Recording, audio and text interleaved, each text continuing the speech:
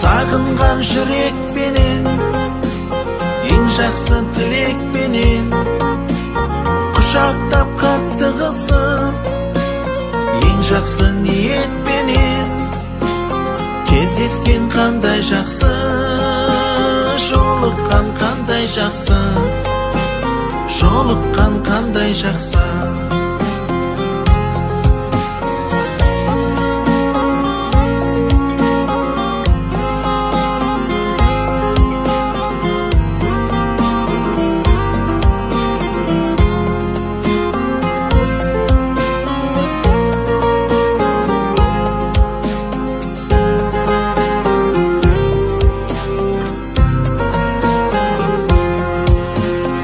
Амандық болсын десіп, құшақтар толсын десіп, бақ қонып басымызға, бақ дәулет қонсын десіп, бар болсақ қандай жақсы, бар болған қандай жақсы, бар болған қандай жақсы.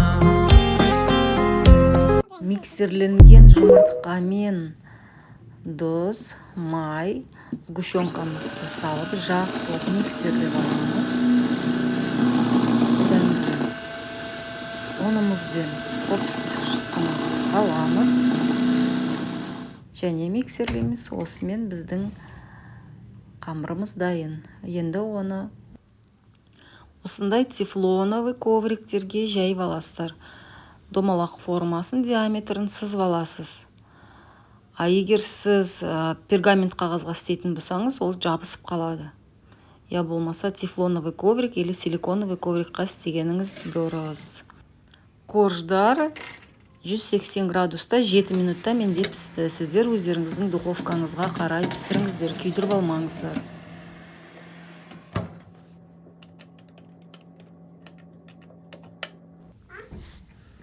Ендеше творожный сыр немесе творог сүзбе 300 грамм аласыз, 150 грамм сгущенка, 100 грамм мен 100 грамм салдым. Өте тәтті жақсылап миксерлеп, холодильникке тоңазытқышқа салып қойдым. Бір 5-10 минуттан кейін қайтып алып, үстінен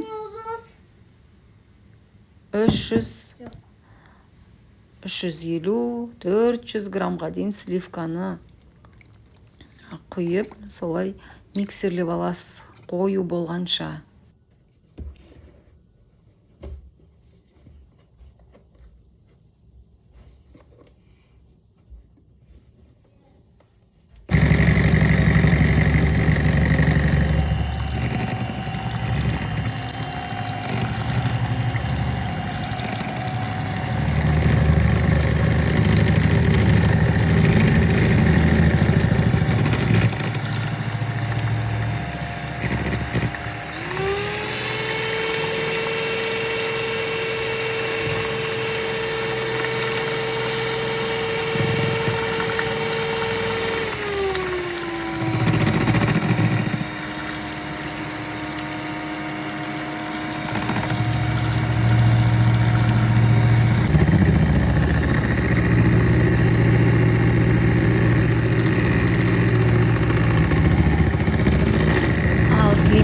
Дайын болды, осылай қою болу керек.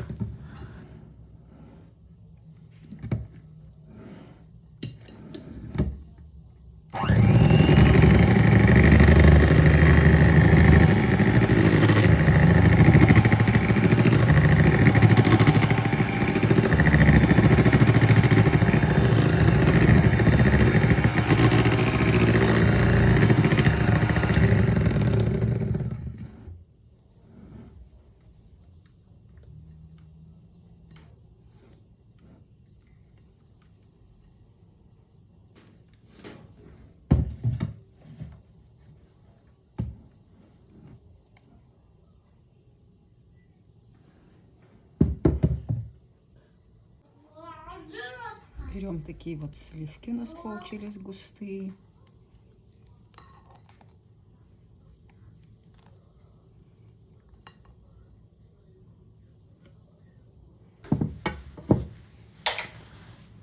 Ал енді корждарымызға мына кремімізді жағып аламыз. Менде 7 корж болды. Соны жағып шығамыз арасына.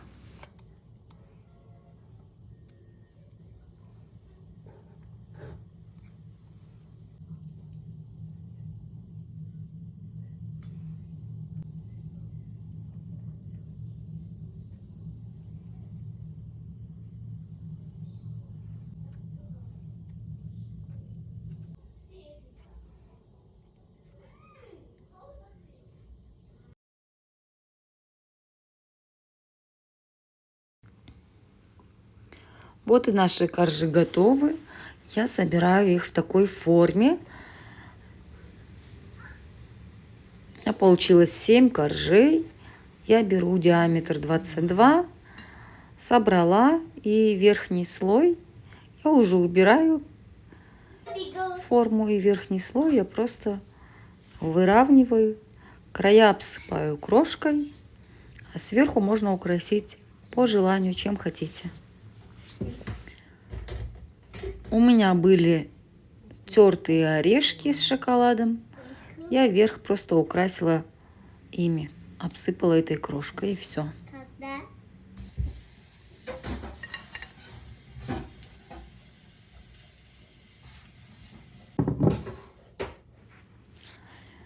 Приятного всем аппетита! Если вам понравился мой рецепт, обязательно подпишитесь на канал и смотрите другие полезные рецепты. Ал достар, тортымызды осылай формамен жинап алып, үстіңгі коржын кремін тегістеп, айналасын тегістеп, оны біз майдаланған шетінен істелінген крошкаларымызбен торттардың сеуіп шықтық. Үстінен өзіңіз жеміс жидектеріңіз болса, немесе осы крошкамен сеуіп шықсаңыздар болады. Өзіңіздің қалауыңызбен, өзіңізге не ұнаса, сонымен өзіңіздің үйіңізде не болса, сонымен әдемілеп әзірлеп шығыңыздар. Менде болса, теркадан өтілгізген жаңғақпен шоколад болды, мен соны сеуіп шықтым. Ал сіздерге менің рецептім ұнаған болса, подписка жасап, лайк басып, мені қолдап, және де жаңа рецептерді қарап отырыңыздар. Сау болыңыздар.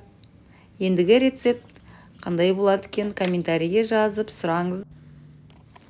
Менің балаларыма торт өте ұнады, өте дәмді болды. Өте қатты шырын емес, тамаша торт болды. Ал ас болсын сіздерге. Тортик получился очень нежный, вкусный, детям очень понравился. И если вам тоже понравился мой рецепт, обязательно попробуйте испечь, поделитесь рецептом с близкими. И не забудьте нажать на колокольчик, подписаться и поставить лайк. Спасибо, благодарю, встретимся в следующем видео. Пока-пока.